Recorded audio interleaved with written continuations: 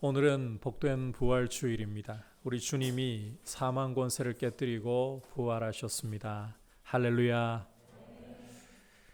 예수님의 부활 때문에 우리의 믿음은 참된 믿음이 되고 우리의 소망은 참된 소망이 되는 것입니다. 주님의 부활이야말로 여러분 우리 믿음을 정말 참되게 하고 우리 소망을 참되게 하는 어떤 것보다도 중요한 사건이다. 우주적인 사건이다. 이 점을 꼭 염두에 두시고 부활하신 주님께 영광을 돌려드리시기를 축복합니다. 오늘은 주님이 부활하신 것과 이 부활이 가져온 축복에 대해서 함께 말씀을 통해서 살펴보려고 합니다.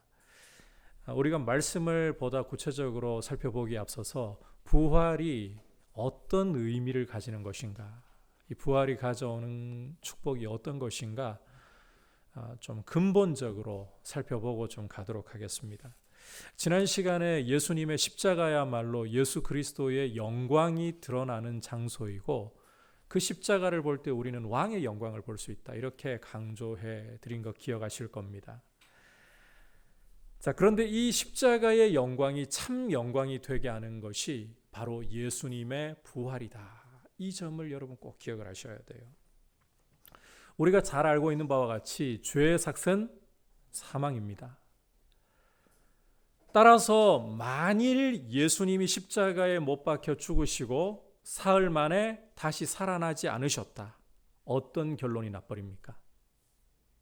죄 때문에 사람이 죽는 것이기 때문에 예수님이 다시 살지 못하셨다면 예수님은 우리 죄를 대신 지시고 십자가에서 대속의 죽으신 게 아니라 자신의 죄 때문에 죽으셨다. 이런 결론이 나버리는 거예요. 그런데 우리 주님이 사망 권세를 깨뜨리시고 다시 살아나셨습니다. 하나님이 죽은 자들 가운데서 예수 그리스도를 다시 살리셨습니다. 이것이 보여주는 것은 예수님의 십자가 죽음이 당신의 죄 때문이 아니라 우리의 모든 죄를 대신 짊어지시고 우리가 받아야 할 저주와 진노를 대신 당하시고 우리를 죄에서 해방시켜 주시는 죽음이다. 대속의 죽음이다. 이제 그 예수 그리스도의 십자가의 죽으심으로 말미암아 그 피로 말미암아 우리의 모든 죄는 도말되었고 우리는 죄로부터 해방되었고 하나님과 화목되었고 하나님의 자녀가 되었다. 이것을 보증하는 것이 바로 예수님의 부활이라는 거예요. 하나님이 온 우주 가운데 예수 그리스도께서 주가 되시고 그리스도가 되신다. 이걸 공증하시는 사건, 증명하시는 사건이 바로 부활이라는 것입니다. 여러분, 이렇게 이 부활이야말로 우리의 믿음을 참 믿음 되고 우리를 사기꾼 집단이 아닌 참으로 진리를 믿는 사람들로 이끌어 주는 것입니다. 부활이 없다면 거짓말쟁이들이 되는 거예요. 우리는 헛걸 믿는 거예요. 자기 죄 때문에 죽은 그저 한 사람을 추종하는 세력에 불과한 거예요. 예수님의 부활이 바로 그가 십자가에 죽으신 것은 우리의 죄를 위해 죽으셨다. 그의 피로 우리는 죄에서 해방되었고 하나님과 화목하게 되었고 이제는 하나님의 자녀가 되었다. 이걸 보증하는 정말 우주적인 사건이다. 그리고 이 부활 때문에 우리는 이제 현재는 죽을 몸을 입고 있어요. 이 몸 안에 죄를 가지고 있어요. 하지만 주님 다시 오실 날에 이 썩을 몸, 이 죽을 몸, 이 죄악이 남아있는 몸이 변하여서 주님과 같이 완전한 부활의 몸을 입게 될 것이다. 이걸 우리 주님의 부활로 보증을 받게 되는 것입니다. 이 사실을 이제 염두에 두고서 오늘은 여러분과 함께 히브리서 말씀을 통해서 우리 주님의 부활에 대해서 이 부활이 가져오는 축복에 대해서 함께 말씀을 살펴보려고 합니다. 여러분들의 이해를 돕기 위해서 히브리서가 어떤 편지인가 좀 간략하게 설명을 드리도록 하겠습니다. 이 히브리서를 받아보는 독자들은 유대인 출신 그리스도인들입니다. 이 히브리서가 기록될 당시에는 예수님을 믿는다는 단 한 가지 이유 때문에 극심한 박해를 받아야 했습니다. 사람들에게 조롱과 모욕을 받아야 하고 재산을 몰수당하는 일이 발생하고 심지어 목숨을 잃어야 하는 이런 박해가 따랐습니다. 똑같이 하나님을 믿어도 유대교는 건드리지 않아요. 그런데 예수님을 믿는다, 그리스도인이 되었다, 그러면 이 유대인들이 또 더 고발하고 더 찌르죠. 이런 일들 때문에 더더욱 그리스도인들에게는 박해가 심화될 수밖에 없는 그런 상황이었습니다. 그러다 보니까 이 유대인 출신 그리스도인들이 똑같은 하나님인데 유대교로만 돌아간다면 더 이상 박해를 받지 않는데 믿음을 버리고 유대교로 돌아가고 싶은 이런 유혹이 크게 다가오고 있는, 믿음이 흔들릴 수밖에 없는 이런 상황에 처해 있었습니다. 이런 이들에게 믿음을 독려하고 배교하지 않도록 믿음을 굳건하게 세워주려고 하는 편지가 바로 이 히브리서인 거예요. 따라서 이 히브리서를 보면 유대인 출신 그리스도인들이기 때문에 독자가 율법과 그리스도에 대해서 이렇게 대조하면서 설명을 하고 있는 것이 히브리서의 굉장히 중요한 부분이고, 특히 그리스도의 탁월성을 묘사하는 것이 핵심이다. 이렇게 여러분께서 이해하시면 되겠습니다. 그리고 여러분께서 히브리서를 읽어보실 때에 이 히브리서에서는 십자가와 부활 승천이 서로 맞물려 가지고 분리되지 않고 맞물려 가지고 함께 가고 있다라는 점을 염두에 두고 읽으시면 도움이 되겠습니다. 이제 함께 오늘 말씀을 통해서 주시는 이 부활에 대한 메시지를 귀 기울이도록 하겠습니다. 자, 먼저 1절부터 4절까지 말씀 함께 읽도록 하겠습니다. 시작. 율법은 장차올 좋은 일의 그림자일 뿐이요 참 형상이 아니므로 해마다 늘 드리는 같은 제사로는 나아오는 자들을 언제나 온전하게 할 수 없느니라. 그렇지 아니하면 섬기는 자들이 단번에 정결하게 되어 다시 죄를 깨닫는 일이 없었으리니 어찌 제사 드리는 일을 그치지 아니하였으리요. 그러나 이 제사들에는 해마다 죄를 기억하게 하는 것이 있나니 이는 황소와 염소의 피가 능히 죄를 없이 하지 못함이라. 과거 구약 시대에 하나님께 죄인이 나아가려면 율법이 정한 대로 흠 없는 짐승으로, 4절에서 여러분께서 보시는 바와 같이 황소와 염소의 피로 제사를 드려야만 했습니다. 황소와 염소의 피로. 하지만 히브리서 기자는 1절에서 이 율법 아래에서 율법을 따라 드리는 제사로는 나아오는 자들, 하나님께 나아가는 자들을 절대로 온전하게 할 수 없다, 죄 문제를 해결해 줄 수 없다라고 단언을 하고 있습니다. 만약 이 짐승을 드리는 제사, 율법을 따라 드리는 제사가 온전했다면, 죄인을 정결하게 하는 일을 할 수 있었다면 하나님께 나아가는 사람들이 한 번만 제사를 드려도 다시는 죄를 깨닫지 않도록 정결하게 되어야 하는 거예요. 이 죄 문제에 양심이 매여서 해방되지 못하는 일이 없어야 된다는 거예요. 자, 그런데 구약 제사의 특징을 보면 이 제사 드리는 일이 멈추지를 않았다는 거예요. 1절에서 보듯이 이 구약 제사는, 율법을 따라 드리는 제사는 해마다 7월 10일이 되면 늘 반복해서 드려져야 합니다. 여러분, 제사가 무엇을 위해 드린다고 했죠? 죄를 해결하기 위해 드리는 거잖아요. 따라서 해마다 이 제사가 반복이 된다는 게 무엇을 증명하고 있는 겁니까? 이 제사로는 죄를 깨끗하게 온전하게 씻어낼 수가 없다, 절대 없다라는 거예요. 이 반복되는 제사는, 이 제사 가지고는, 짐승의 피를 가지고서는 절대로 사람의 죄를 온전히 씻어낼 수 없고 양심을 정결하게 해낼 힘이 없다는 것입니다. 따라서 이 율법 아래에서 율법을 따라 드리는 제사는, 이 흠 없는 짐승의 피를 가지고 드리는 제사는 절대 온전한 것이 아니다. 이것은 장차올 좋은 일을 보여주기 위한 그림자일 뿐이다, 예고편일 뿐이다. 이 이야기를 지금 히브리서 기자가 하는 것입니다. 따라서 하나님께서는 이 짐승으로 드리는 제사가, 율법을 따라 드리는 제사가 불완전하기 때문에 다윗의 입을 통해 이런 말씀을 하셨다라고 계속해서 설명하고 있습니다. 다소 길지만 5절부터 10절까지 말씀 함께 읽어보겠습니다. 시작. 그러므로 주께서 세상에 임하실 때에 이르시되 하나님이 제사와 예물을 원하지 아니하시고 오직 나를 위하여 한 몸을 예비하셨도다. 번제와 속죄제는 기뻐하지 아니하시나니 이에 내가 말하기를 하나님이여 보시옵소서. 두루마리 책에 나를 가리켜 기록된 것과 같이 위에 말씀하시기를 주께서는 제사와 예물과 번제와 속죄제는 원하지도 아니하고 기뻐하지도 아니하신다 하셨고 이는 다 율법을 따라 드리는 것이라.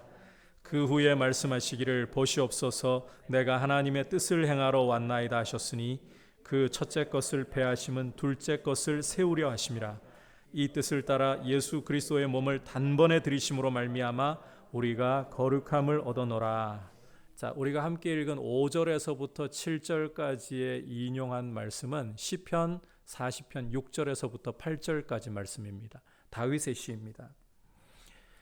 만약 율법을 따라서 짐승의 피로 드리는 제사가 온전했다. 죄인의 죄를 온전히 씻어낼 수가 있었다.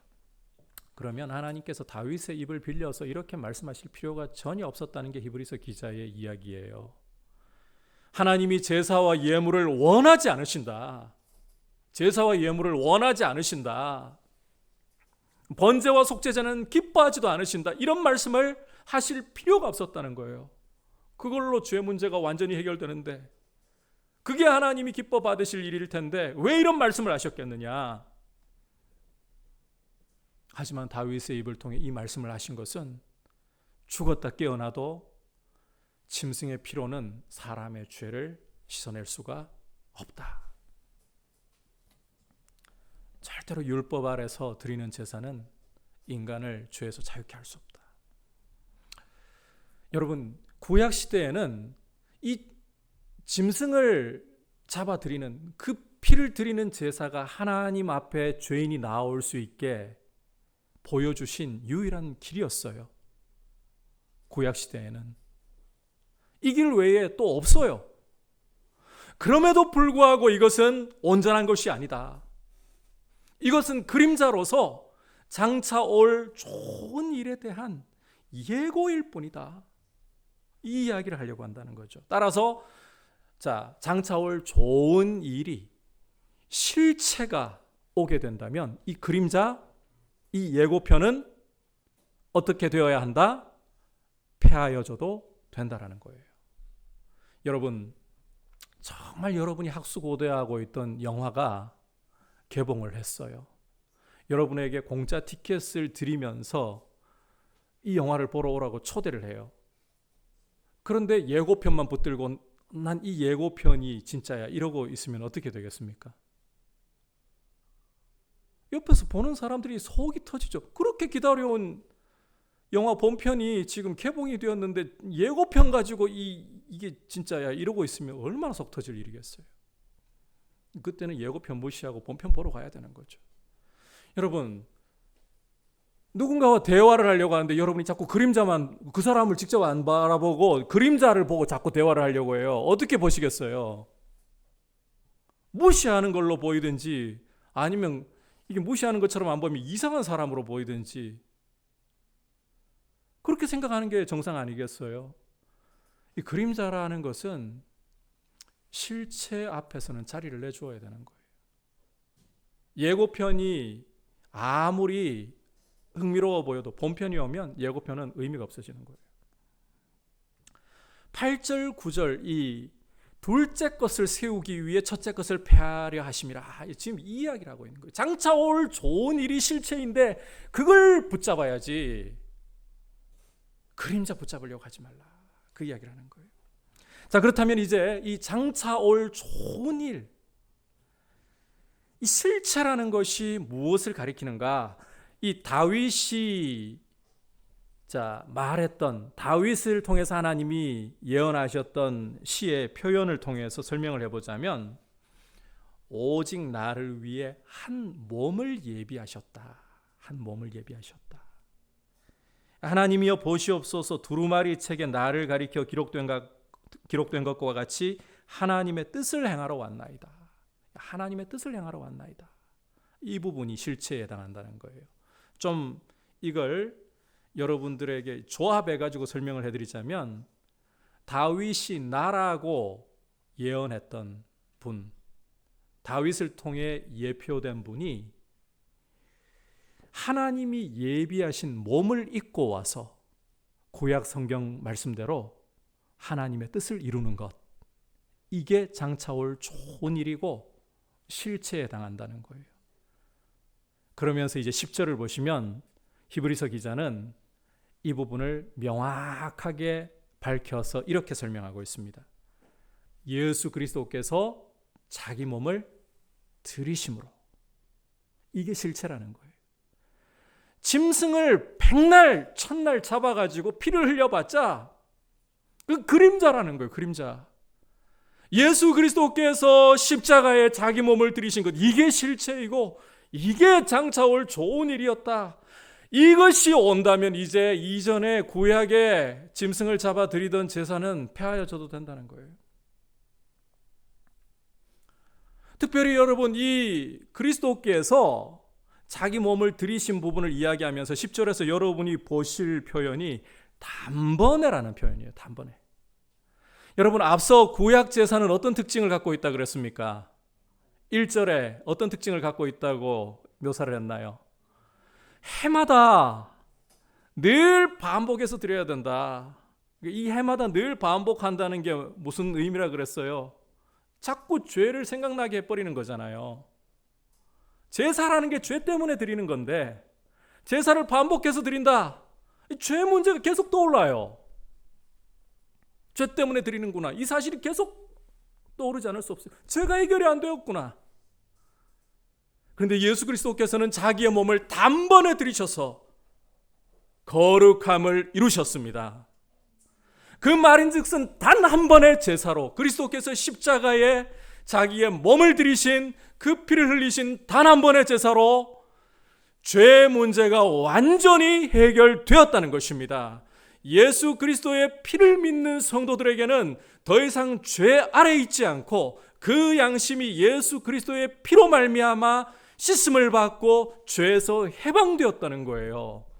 단번에 이 표현이 그런 의미를 갖고 있는 거예요. 여러분, 비교할 수 없는 탁월하심. 황소와 염소를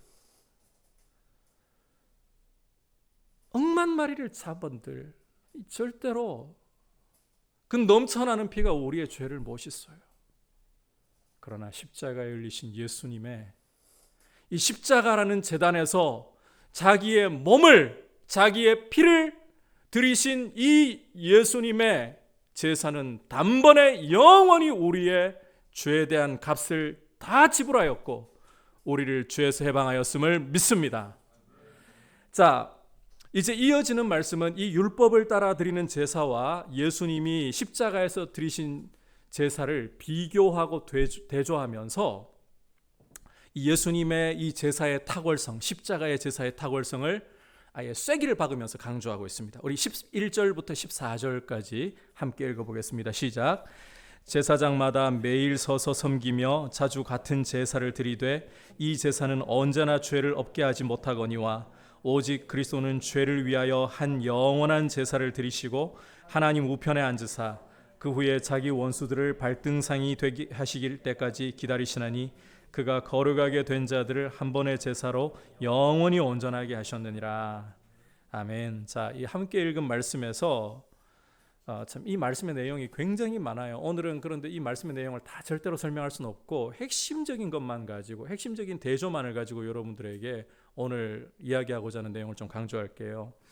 여러분, 이 구약 제사장들과 예수님의 대조를 특히 주목하셔야 되는데, 율법 아래에서 제사를 드리고 있는 구약 제사장들은 11절을 보시면 매일 서서 섬기며 자주 같은 제사를 드렸다, 이렇게 말씀을 하고 있죠.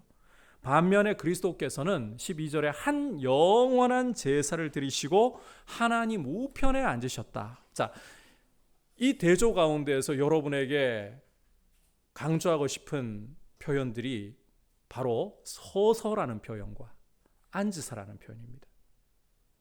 이게 정말 중요한 오늘의 대조이고 오늘의 핵심이에요.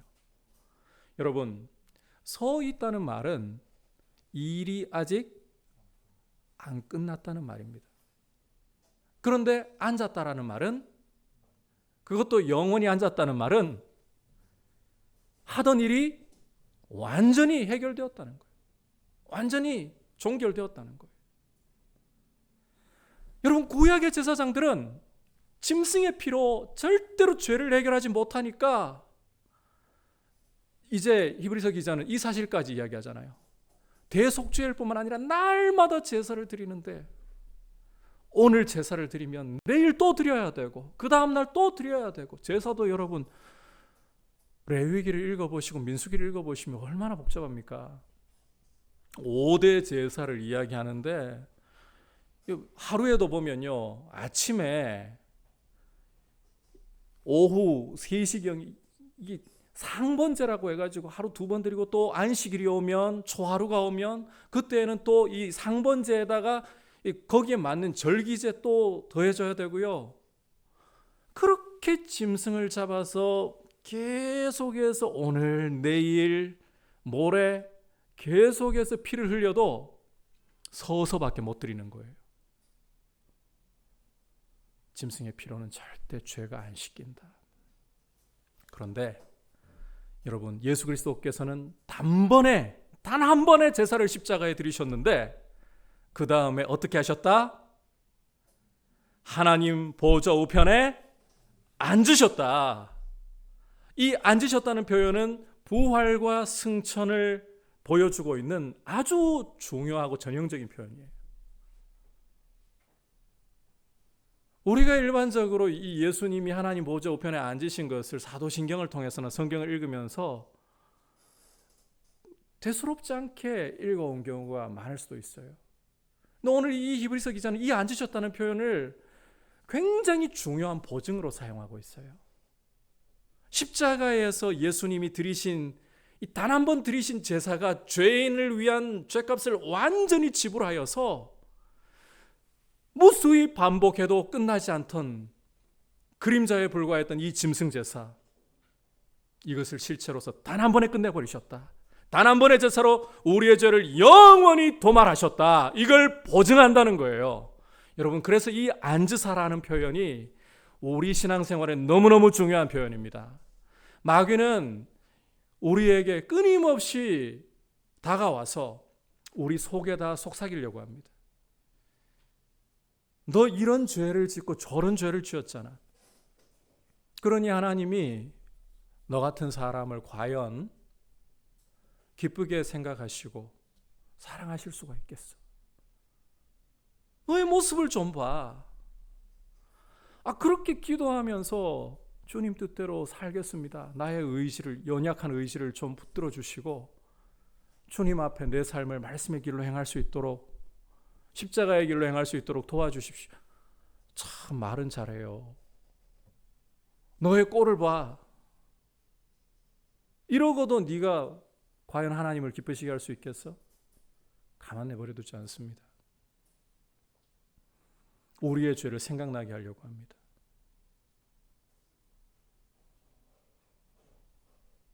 그럼에도 불구하고 여러분, 로마서 8장 1절에서 뭐라고 사도 바울이 외치고 있습니까? 그런즉 그리스도 예수 안에 있는 자에게는, 그 다음 어떤 말씀이 나옵니까? 따라합시다. 결코 정죄함이 없나니. 절대로 마귀는 정죄할 수가 없어요. 왜?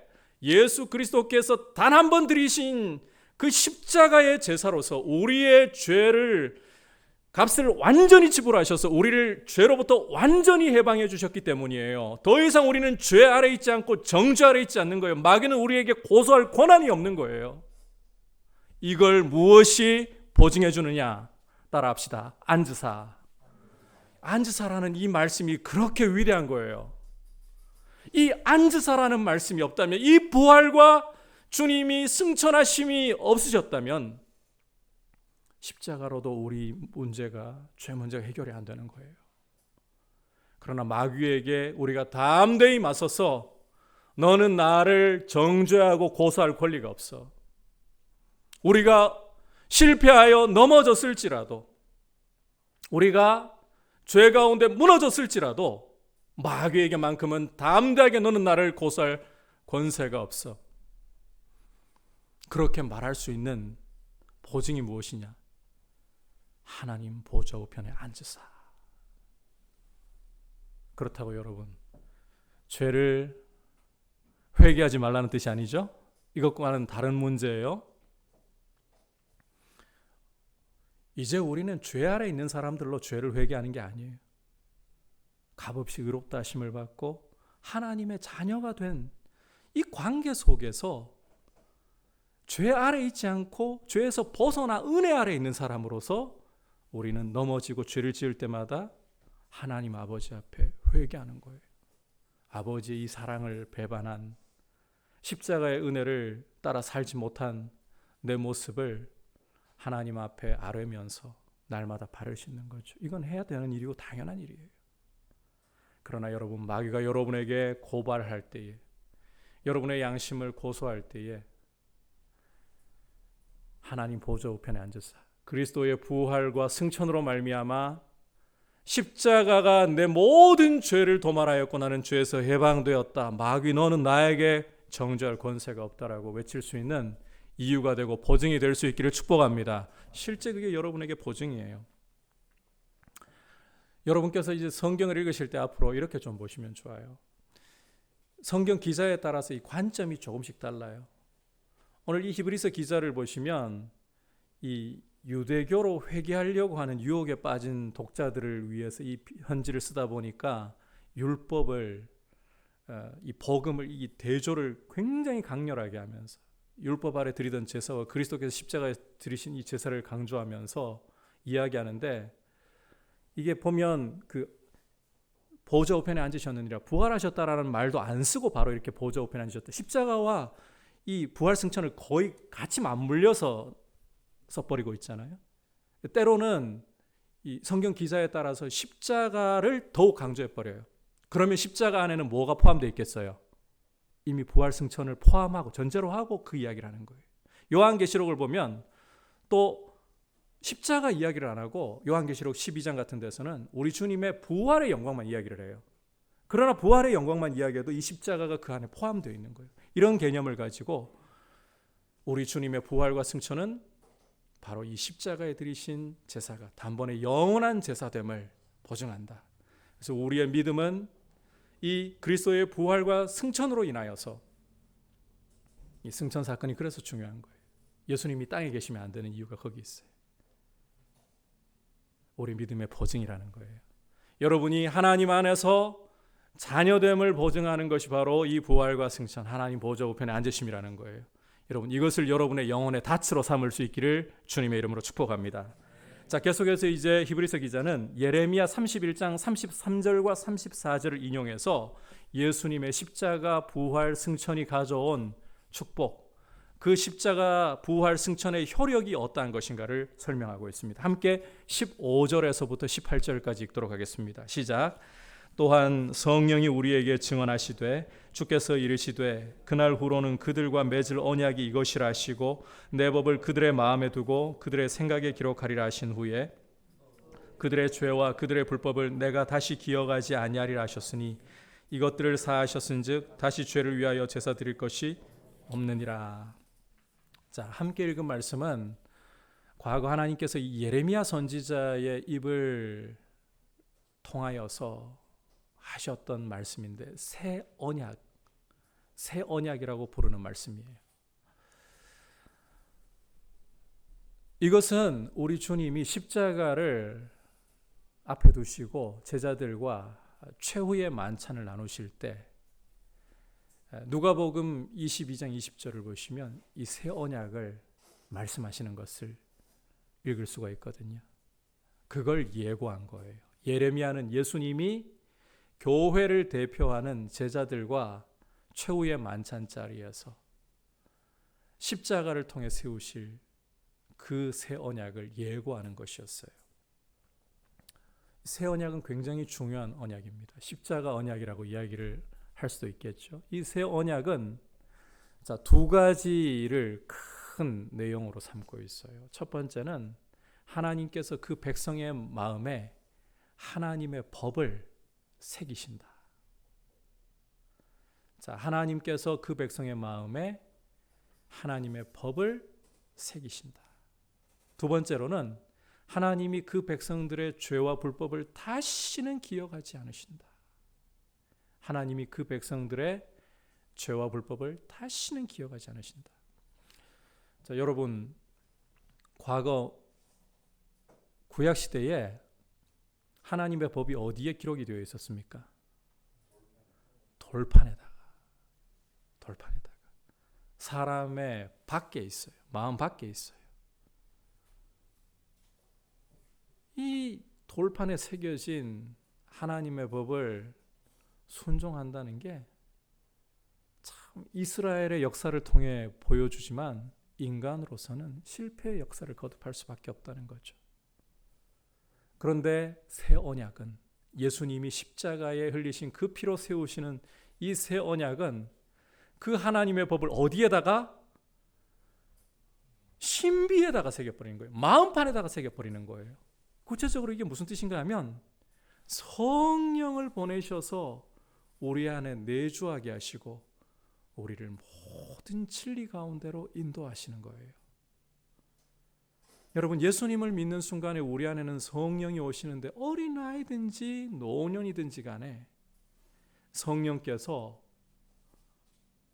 예수 그리스도의 주 되심과 하나님의 아버지 되심을 증거하시고 성경을 읽을 때에 물론 이 성경이 공부해야 될 부분이 많이 있죠. 그런데 구원에 관한 진리는 어린아이도 깨달을 수 있도록 성령께서 가르치십니다. 성령이 오셔서 모든 진리로 인도하시며 떠나지도 버리지도 않는 이 영광의 복을 주신다는 거예요. 또 한 가지가 다시는 하나님 백성의 죄와 불법을 하나님이 기억하지 않으신다. 이게 무슨 이야기인가 하면 하나님 앞에서 이제 값없이 의롭다 하심을 받고 자녀가 되었다는 거예요. 여러분, 이 부분은 자칫하면 구원파처럼 들릴지 모르겠지만 더 이상 여러분은 죄인이 아니라 여러분의 신분 기억하셔야 돼요. 더 이상 여러분은 죄인이 아니라 하나님 앞에서 값없이 의롭다 하심을 받은 의인이 되었고 하나님의 자녀가 된 것이에요. 이게 새 언약이에요. 여러분, 오늘 이 말씀에서 하나 주목해 봐야 될 게 15절을 보시면 히브리서 기자는 이게 분명히 예레미야의 입을 통해서 유다가 멸망하기 전에 주셨던 말씀이거든요. 그런데 15절에 뭐라고 말씀을 하고 있습니까? 또한 성령이 우리에게 증언하시되, 과거의 말씀이 아니라는 거예요. 이 말씀을 듣고 있던 히브리서의 독자이던 이들에게 성령이 주시는 말씀. 그렇다면 이 말씀은 이제 이 말씀을 받고 있는 오늘 우리에게 동일하게 주시는 말씀. 예수님을 믿는 모든 주의 백성들은 이 새 언약 백성 되었다는 거예요. 여러분 안에 성령님이 계시면서 여러분을 모든 진리 가운데로 길 잃어버리지 않도록 여러분과 함께 하시면서 이끌어 주심을 믿으시기를 바랍니다. 우리의 잘남 때문이 아닙니다. 예수님의 피로 세우신 언약이에요. 언약이라는 것은 어기면 죽음을 전제로 하는 약속이에요.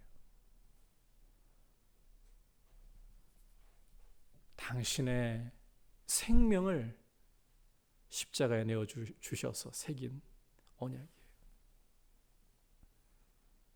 뿐만 아니라 여러분의 죄와 허물을, 하나님이 여러분을 보실 때 여러분의 죄와 허물을 보시기 전에 여러분을 어떠한 사람으로 보신다? 값없이 의롭다 하심을 받은 사람. 여러분을 볼 때에 여러분의 죄 전에 뭐가 여러분을 가리고 있습니까? 예수의 보혈이 가리고 있는 거예요.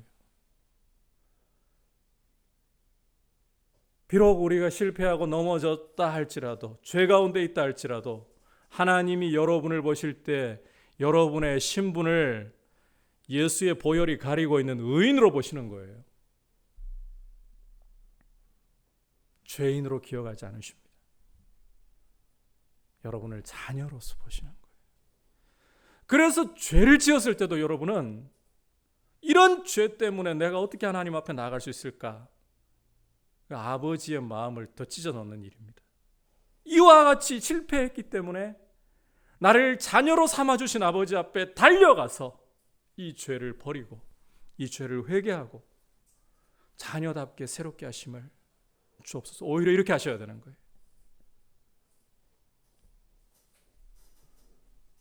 이게 새 언약 백성의 축복인 거예요. 예수님의 십자가와 부활과 승천이 여러분에게 이 축복을 가져온 거예요. 안지사라는 표현이 바로 이 축복을 여러분에게 보증하고 있는 거예요. 여러분, 이 코로나 시대를 지나가면서 교회는 여러분께서 이제는 이런 판단을 좀 내리셔도 좋을 것 같아요. 저도 요즘 마음이 어떠한가 하면 이 코로나가 처음에 터졌을 때 제 마음에 이런 기대가 있었습니다. 몇 개월 가다 보면 사스 때처럼 사라지겠지. 몇 개월 지나 보니까 안 사라지대요. 더 창궐하대요. 팬데믹이 되고 말았어요. 그래도 한 1년 정도 지나고 나면 백신이 개발되고 좀 세계적으로 이 문제가 해결이 오지 않겠나. 우리가 3차 유행을 지나고 난 후에 4차 유행이 올까 할 정도로 지금 또 이 코로나가 거세지고 있는 거 볼 수 있습니다. 이러면서 슬슬 제 마음에 이건 그냥 장기다. 교회는 이러한 상황 속에서 이 상황 가지고 빨리 끝나게 해주시기를 기도하긴 해야 돼요. 그죠? 그렇다고 기도 안 할 수 없잖아요. 그런데 하나님이 길게 끌고 가실 수도 있겠구나 이 마음을 가지고, 그렇다면 이 코로나 시대에 목사인 저로서는 코로나 시대 가운데에 맞게 목회를 해야 되는 것이고, 지금 무조건 하나님 빠글빠글하게 예배당에 모여가지고 예전처럼 예배하고 교제하게 해주십시오 이럴 수가 없는 거예요. 이 시대에 맞게, 이 상황 속에 맞게 주님이 기뻐하신 대로 교회를 세워가고자 해야 되는 것이고, 여러분들께서도 이 시대 가운데 이렇게 가셔야 되는 거예요. 제가 이 이야기를 꺼낸 이유가 여기 있는 게 아니고 이 이야기 좀 하고 싶은 거예요. 그만큼 이 코로나라는 이런 상황이 닥쳤을 때 우리가 이런 생각을, 이것도요 하나님 은혜 가운데서 해야 되는 것이지 우리 힘으로는 어떤 게 먼저 앞서는가 하면 좌절이 앞서요. 낯선 상황, 예기치 못했던 이런 고통스러운 상황이 오면서 경제적으로 붕괴되는 일들이 많아지고 있어요. 나라의 경기가 굉장히 어려워졌어요. 불과 지난주만 해도 여러분께서 수에즈 운하에 일본 선박이 좌초되어 가지고 운하를 가로막아 버리니까 하루에 조 단위의 돈이 그냥 날아가는 거 뉴스를 통해 보셨잖아요. 이런 일들이 닥칠 때에 여러분, 우리가 조금만 낯설고 조금만 우리가 원치 않던 일들이 닥칠 때 우리 마음은, 우리 감정은 참 쉽게 연약해지고, 그리스도인이면서도 어떤 생각이 우리를 엄습하려고 하는가 하면, 과연 이런 상황 속에서, 제가 이야기를 든 건 좀 큰 이야기이긴 합니다만, 여러분의 생활 속에서 낯선 상황, 원치 않는 상황이 닥쳐오기만 해도 이게 마음속에 이런 의문이 일어나려고 하는 경우들을 볼 때가 있어요. 유혹을 볼 때가 있어요. 정말 하나님이 나를 사랑하고 계시는가? 그런 감정이 올라올 때 또 이 감정이 어떻게 일그러지기 시작하는가 하면, 마치 하나님이 나와 함께 하시지 않는 것 같은 그런 두려움까지 우리 마음을 엄습하려고 합니다. 여러분, 이것은 감정이고 우리 육체의 반응일 뿐이에요. 오늘 이 말씀이 굉장히 중요한 이유는, 이 새 언약이라는 것은 우리에게 닭과 같은 거예요. 영혼의 닭과 같은 거예요. 영혼의 보증인 거예요. 여러분의 삶 가운데 하나님이 여러분과 함께 하시지 않는 것 같은, 마치 하나님이 여러분을 외면해 버리신 것 같은 그런 이 두려움이 밀려오고, 감정이 아예 메말라 버린 것 같고 도저히 어디에서도 하나님을 찾을 수 없는 것 같은 이런 답답한 상황이 될 때에도 여러분 하나님 보좌 우편에 앉으사, 이것은 여러분과 새 언약을 맺으신 그리스도의 이 은혜를 보증하고 있는 거예요. 우리의 감정을 믿을 수 없는 거예요. 우리의 육체를 믿을 수 없는 거예요. 오히려 그런 상황 속에서도 우리와 함께 하시는 성령님은 변치 않고 우리를 떠나지 않으신다. 하나님은 우리를 죄인으로 보고 계시는 것이 아니라 자녀로서 자비하신 눈빛으로서 변함없이 우리를 붙들고 계신다. 이것에 대한 영혼의 닻이 되고 보증이 되는 거예요. 여러분, 이 보증을 여러분의 영혼에 오늘 이 말씀을 통해 새길 수 있기를 축복합니다. 그래서 더욱더 믿음 가운데 굳세게 서야 하는 거예요. 그리고 여러분들에게 강조하고 싶은데, 우리 인생의 진짜 문제는 죄 문제입니다. 우리 인생이 불행한 거 여러분 코로나 터져서 아닙니다. 지금은 코로나가 참 불행을 가져다 준다고 생각하지만 또 이 코로나로 인해서 그 여러 가지 여파들이 우리 인생을 불행하게 한다고 생각하지만, 질병이나 우리 자녀의 문제나 우리가 실패했던 일들이 우리 인생을 불행하게 한다고 생각하지만 아닙니다. 성경은 일관되게 계속해서 목소리를 높이고 있습니다. 죄가 우리 인생에 불행을 가져왔다는 거예요. 하나님을 내 인생에서 주인이 되지 못하도록, 왕이 되지 못하도록 밀어내고 내가 내 인생의 왕 노릇하고 주인 노릇하고 있는 이 죄가 진짜 문제라는 거예요. 여러분, 이 죄의 문제를 해결할 수 있는 것은 짐승의 피가 아무리 흘려져도 안 됩니다. 오직 예수 그리스도의 피로 단 한 번의 제사로 영원히 해결되는 것입니다. 그리고 이 보증은 바로 그리스도께서 어떻게 하신 것? 하나님 보좌 우편에 앉으신 것입니다. 이 하나님 보좌 우편에 앉으사 이 사실을 바라보면서 여러분의 영혼에 이 새 언약으로 여러분을 붙드시는 하나님의 그 아버지 되심, 그 자비하심, 성령으로 이끌어 가시는 이 은혜를 굳세게 붙들고 믿음으로 서서 죄와 피 흘리기까지 싸우려고 하고 믿음의 길을 굳세게 걸어가는, 하나님을 기쁘시게 하는 부활의 증인들 될 수 있기를 축복합니다. 자, 오늘 말씀을 한번 정리를 하도록 하겠습니다.